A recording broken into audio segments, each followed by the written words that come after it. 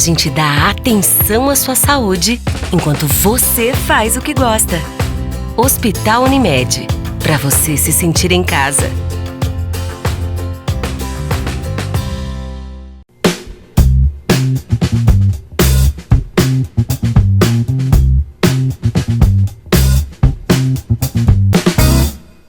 Olá, estamos chegando para o nosso programa Viver com Saúde. E hoje nós estamos aqui no consultório do Dr. Rodrigo Sokol, que é médico cooperado da Unimed Erechim e atende aqui no Centro Clínico do Hospital de Caridade, no 6º andar. O Dr. Rodrigo é otorrinolaringologista, um médico que cuida dos nossos ouvidos, garganta e também do nosso nariz. Doutor, bem-vindo ao nosso programa. Eu agradeço o convite, a oportunidade de estar conversando com vocês. Esse nosso verão está um pouco bagunçadinho, né, doutor? Já tivemos temperaturas aí de inverno, inclusive em algumas cidades do Rio Grande do Sul, temperatura de 10 graus, bastante frio. Isso acaba prejudicando um pouquinho a nossa garganta, a gente sente um pouquinho mais de irritação, até uma gripe de repente pode aparecer. E aí, doutor, o que a gente faz para evitar esse mal-estar?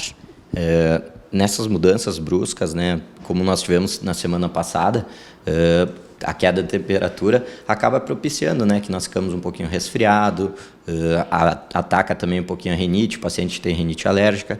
Então é bom sempre ter cuidado, deixar a casa bem aberta, evitar o uso do ar-condicionado para dormir, o que é uma coisa muito comum nessa época do ano.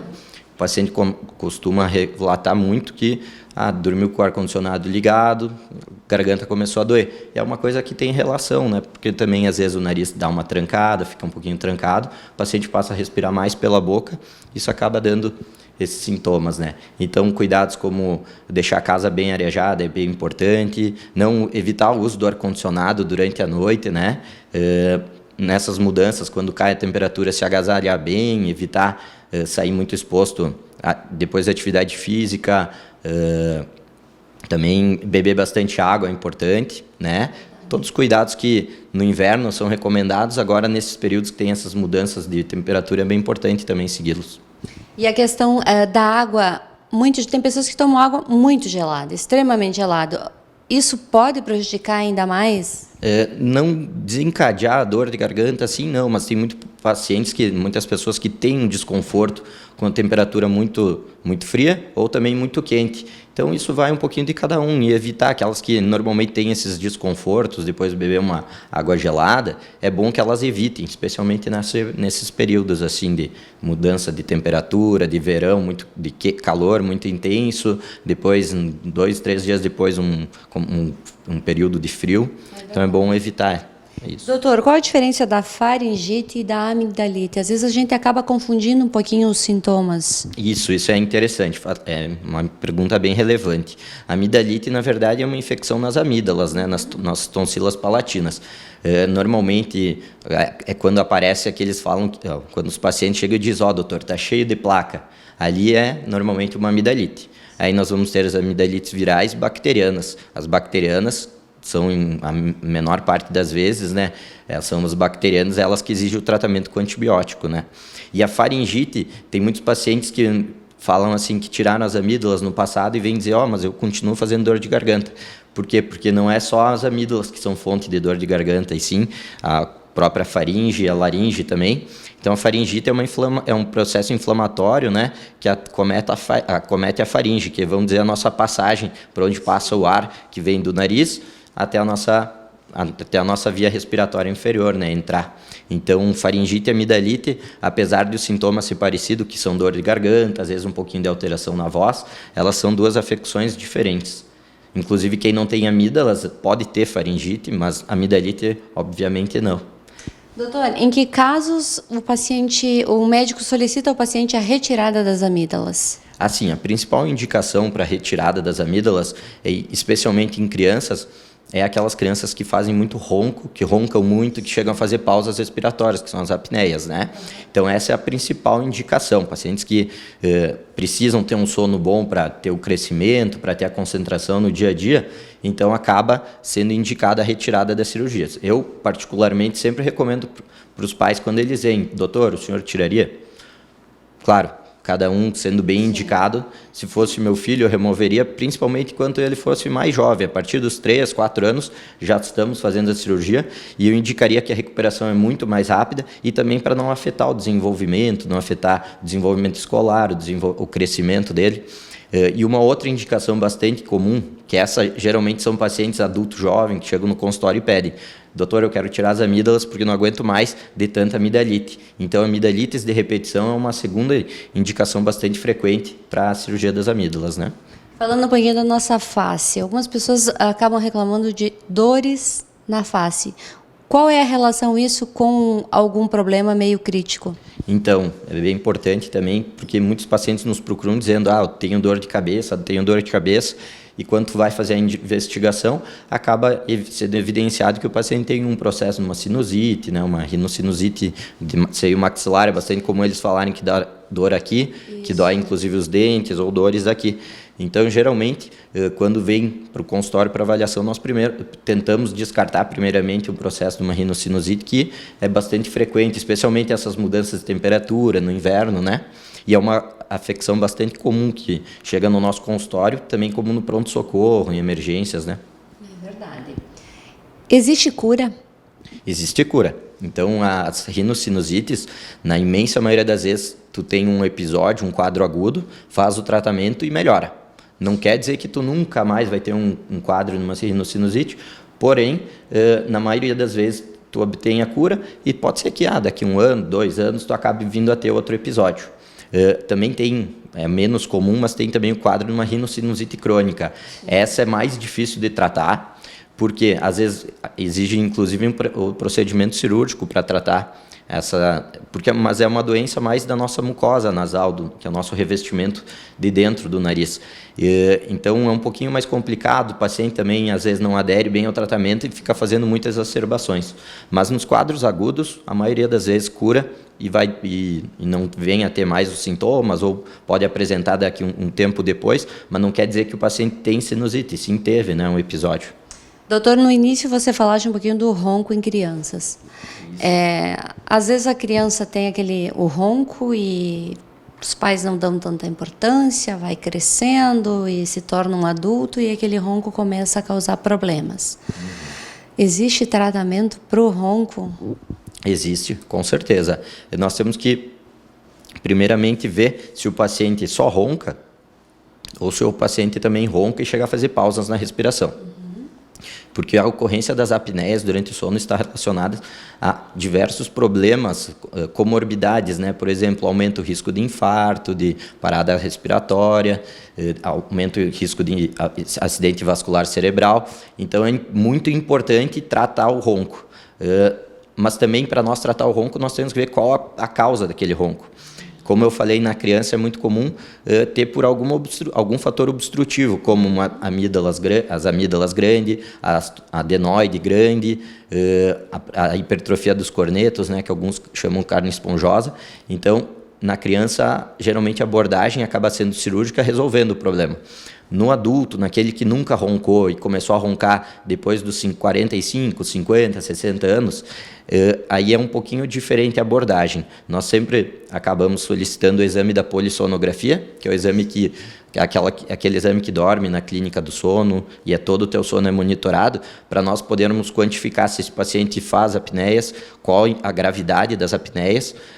Por exemplo, um paciente que ronca muito, chega a fazer muita pausa na respiração, que tem uma apneia grave, o tratamento mais indicado para ele é o CPAP, que é aquela máscara que fica jogando oxigênio, uma pressão um pouquinho aumentada, uma pressão contínua na via aérea, que vai servir para vencer a resistência que tem da via aérea que o paciente ronca. Agora, quando é um quadro mais leve, um quadro moderado, outra alternativa bem interessante, se o paciente não respira bem pelo nariz, não tem amígdala grande, o septo nasal é retinho, o paciente tem uma boa respiração nasal, tem até o aparelho intraoral, que os nossos colegas ortodontistas eles fazem e que acaba tracionando a mandíbula um pouquinho para frente e melhorando o ronco.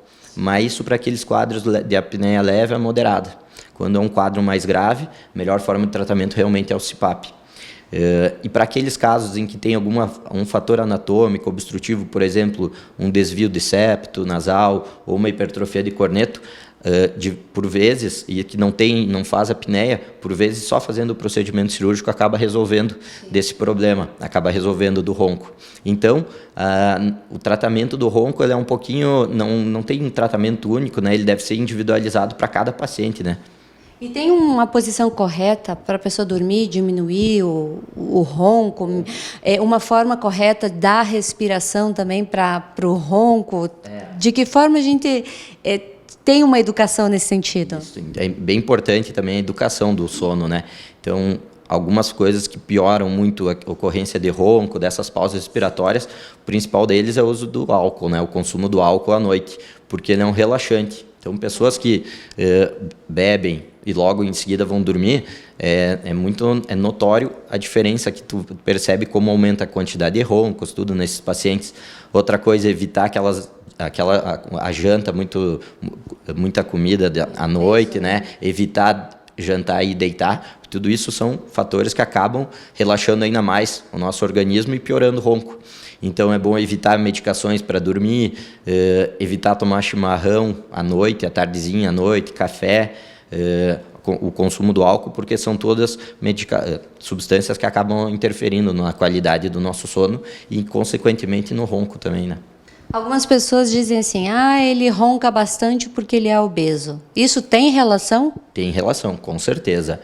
A obesidade, tanto é que pacientes que são submetidos a alguma dieta que perdem bastante peso, ou inclusive aquela cirurgia bariátrica, e que sempre foram roncadores, de roncar, e eles perdem peso, um bom peso, em pouco tempo, pessoas que param de roncar. Então, o sobrepeso e a obesidade tem muita relação. Com certeza, por quê? Porque eu sempre faço a comparação com o cano, né?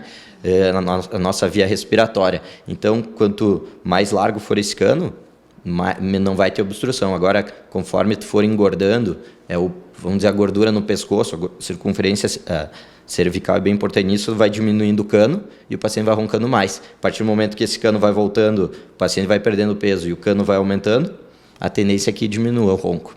Existe uma forma correta de respiração? A respiração mais adequada seria pelo nariz, né? Sim. Que o nosso nariz ele aquece, umidifica e filtra o ar que respiramos. Então o ideal é sempre o paciente respirar, a pessoa respirar bem pelo nariz, né? Ter uma boa respiração nasal. Falaste no desvio de septo. É comum a gente escutar pessoas dizer que fazem essa cirurgia. Isso vai melhorar a respiração também? A tendência, na maioria das vezes, é que melhore. É por causa que o septo nasal é a parede que separa uma narina da outra. Então, quando criança, ele é praticamente de cartilagem. Com o crescimento, ele vai ser substituído por osso. Uhum. E, às vezes, ele acaba entortando um pouquinho para algum dos lados, e isso realmente, muitas vezes, causa bastante dificuldade de respirar pelo nariz. Então, é uma cirurgia que, quando bem indicada, acaba trazendo bastante qualidade de vida para o paciente, pois melhora a respiração. Às vezes, acaba até resolvendo um paciente que é magro, não tem excesso de peso, é jovem, magro, e que não respira bem pelo nariz. Passando a respirar, ele deixa de roncar muitas vezes. E a qualidade do sono, do humor, do dia a dia do paciente também tende a melhorar após essa cirurgia? Ele vai se tornar uma pessoa mais tranquila porque vai aprender a respirar corretamente? É que interfere na verdade, vai melhorando o sono do paciente, e o paciente já vai acordar mais disposto, vai ter um sono reparador, isso acaba melhorando bastante, dando bastante qualidade de vida para o paciente, sim. Então pode melhorar. Ótimo. Pode ajudar, né, na verdade. Muito bem, a gente está apresentando o nosso programa Viver com Saúde. Nós vamos para um breve intervalo e eu já volto.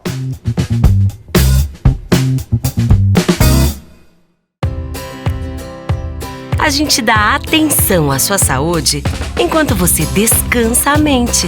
Hospital Unimed, para você se sentir em casa.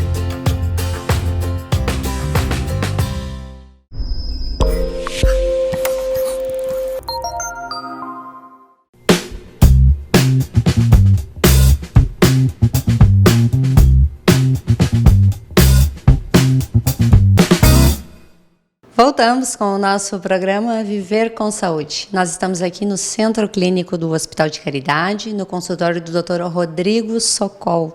O Dr. Rodrigo é médico cooperado da Unimed Erechim e ele atende na área de otorrinolaringologia. Doutor, o nome é extenso, mas os resultados podem ser bem benéficos para quem procura um profissional do seu gabarito. Por exemplo, tem pessoas que passam muitos anos da vida sem escutar direito. E aí? Então, realmente, né, é uma especialidade muito prazerosa para nós, que dá um retorno muito legal, porque às vezes nós conseguimos fazer que pacientes que estão com uma dificuldade para ouvir, uma dificuldade auditiva, depois de vários anos, voltar a escutar. Então, para pacientes que têm perdas auditivas, nós temos que ver qual a causa da perda auditiva para nós vermos qual vai ser a forma de tratamento. Por exemplo, aqueles pacientes mais idosos que têm uma perda auditiva relacionada à idade, tem uma ótima opção que é o aparelho auditivo convencional. Adaptar um aparelho e pode resolver. Pode melhorar bastante a audição deles. É uma coisa bastante frequente na prática diária, né?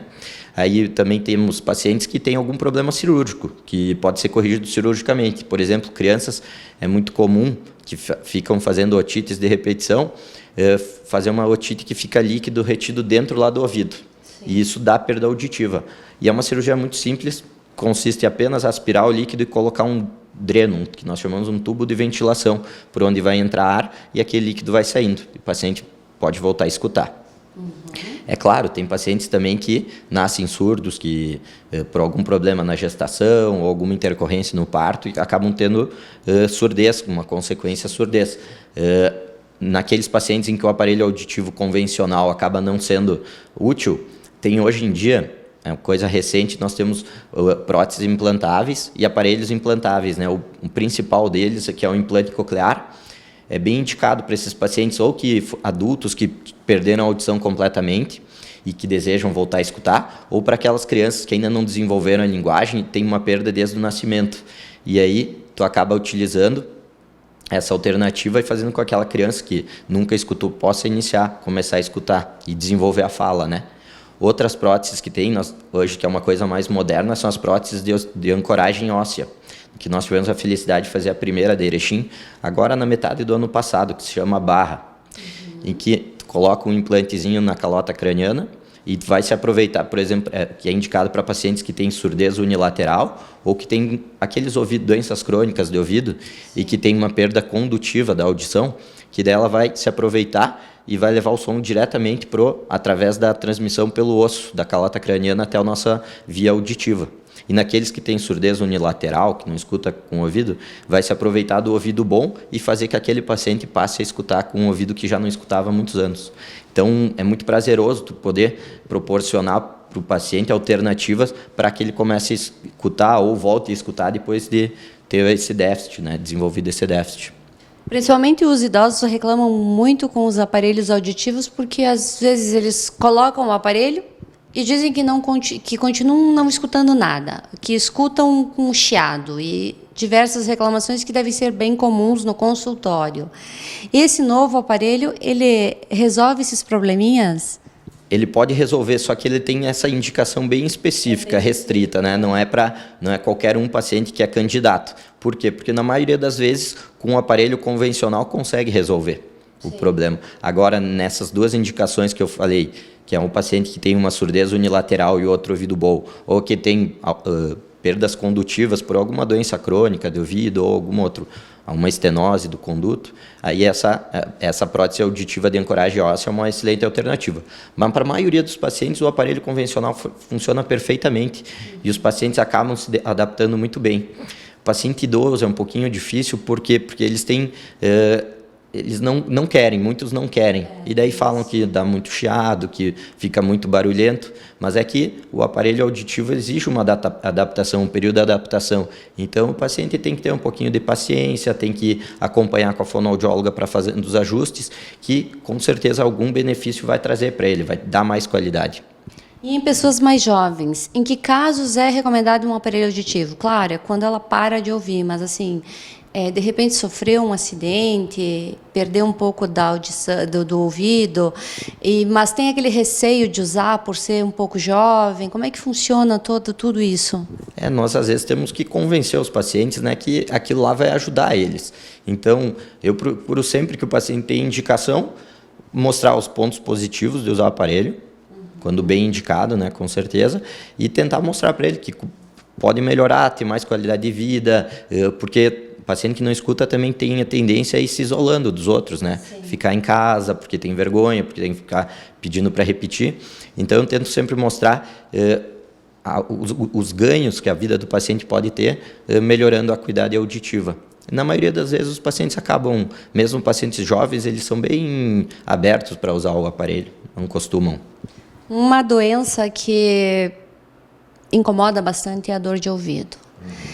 Tem crianças recém-nascidas que passam um longo período com aquela dor e às vezes os pais não conseguem identificar que o problema é no ouvido da criança. Qual a sua orientação? Sempre que o paciente tiver com pacientes pequenos, né, com alguns meses de vida, 1 ano e pouco, não manifestam, né, aonde que dói. Então, quando o paciente estiver com febre, o estado geral um pouquinho abatido, é bom avaliar com o otorrino ou com o pediatra, porque pode estar tendo uma otite, uma afecção bastante comum no início da vida e que com o crescimento tende a diminuir a incidência. E às vezes os pais acabam não sabendo muito o que fazer e levam no plantão, às vezes para a criança muito pequena não conseguem ver direitinho se está tendo uma otite ou não. É bom sempre que, se desconfiar disso, trazer para avaliação. Dores tão intensas que a pessoa acaba ficando com um problema de audição, ali já na infância. E aí? Normalmente, quando a criança tem muitas otites e acaba tendo essas perdas auditivas, são perdas auditivas temporárias. Sim. Que resolvendo a infecção ou, como eu falei, colocando o dreno, acaba recuperando a audição. Então, na maioria das vezes, o paciente vai resolver, vai melhorar do quadro da otite e vai resolver a perda auditiva. Então, não é muito comum acontecer isso, é mais temporário. E adultos que sempre têm dor de ouvido? Às vezes, em adulto é um pouquinho menos comum dor de ouvido por otite. Mas, geralmente, nessa época do ano, é bastante comum acontecer as otites externas, por causa da umidade.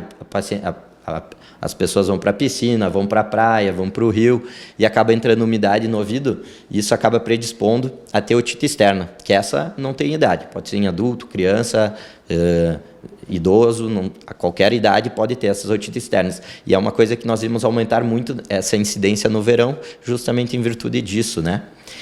Uma outra causa comum de dor de ouvido é em virtude da articulação temporomandibular. Então, por diversas vezes nos procuram com a queixa de dor de ouvido. Na verdade, tu investiga, o ouvido não tem nada, tu examina bem, não tem nenhuma alteração, e tu vê que o paciente é um paciente que tem bruxismo, um paciente que range muitos dentes, e que a dor de ouvido tem origem ali mesmo. Sangramento no nariz. Por quê? Boa pergunta. Isso é bastante comum nessa época do ano também pelo calor, mas é bastante comum pacientes que têm rinite alérgica não tratada, pacientes que usam medicação vasoconstritora no nariz e que daí ficam mexendo. Acaba o nosso nariz, principalmente o nosso septo nasal, é muito vascularizado. Então, às vezes, algum vasinho estoura e começa a sangrar. Isso é mais comum em pacientes que costumam manipular, às vezes usam um cotonete, às vezes ficam coçando toda hora, fazendo assim, e isso acaba acontecendo. Também é bom avaliar para ver de onde que vem o sangramento, para ver como é que vai resolver. Mas geralmente com uma cauterização no consultório já resolve. Algumas pessoas reclamam muito, o nariz vive trancado, aí acaba usando muitos produtos para lubrificar e melhorar. Mas existe uma contraindicação desse uso exagerado? Com certeza. É muito comum eles nos procurarem afirmando que usam o Sorinam, Afrin, esses vasonaridrim, essas medicações, que se não usam essas medicações, eles não conseguem dormir, não conseguem respirar. Só que é uma medicação vasoconstritora. Então, ela é uma medicação que os pacientes mesmos dizem, eu estou viciado nisso. E quando passa o efeito dela, que gera uma vasodilatação, acaba piorando a obstrução nasal. E aí o paciente usa de novo, e isso vai se perpetuando e o paciente acaba usando cronicamente.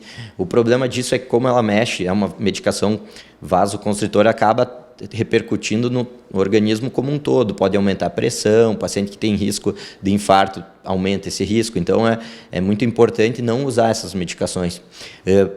Durante um resfriado, por um curto período, 3, 4 dias, até se libera para usar. Eu não gosto particularmente, não uso para os meus pacientes, porque acaba acontecendo isso depois.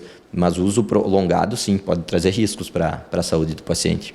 Por que quando a gente gripa ou fica resfriado, dói garganta, cabeça, A gente sente dor no ouvido, a gente sente dor em tudo e às vezes é só um resfriado que vai passar. É que toda a nossa via aérea está relacionada, né? Então, o nariz tranca, tu passa a respirar pela boca, geralmente é no frio, no inverno, aí irrita a garganta, fica com dor de garganta. Daí o nariz tranca, reflete no ouvido, porque nós temos um canal que leva ar para dentro do ouvido, que parte lá do fundo do nariz.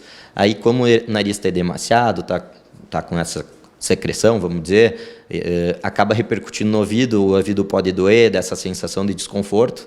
Então é uma coisinha que muitas vezes é simples, mas acaba repercutindo em outros locais próximos, né?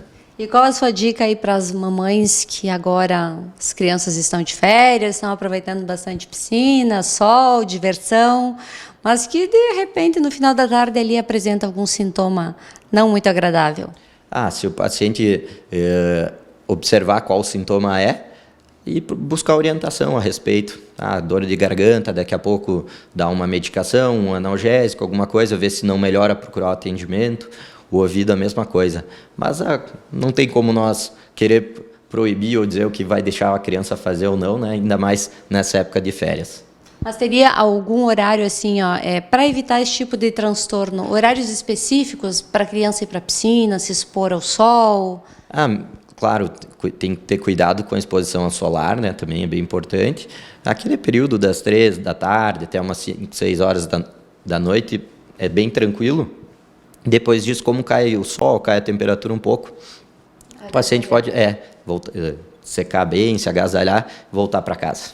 Doutor, obrigada por nos receber aqui no seu consultório e sucesso. Eu agradeço muito o convite e estou à disposição de quem tiver alguma dúvida, quiser conversar a respeito, algum desses assuntos que nós conversamos, estou à disposição. E agradeço novamente. Obrigada.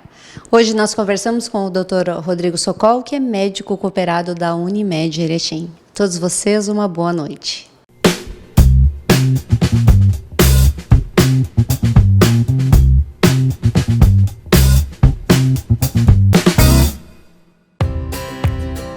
A gente dá atenção à sua saúde enquanto você descobre novos sabores. Hospital Unimed, para você se sentir em casa.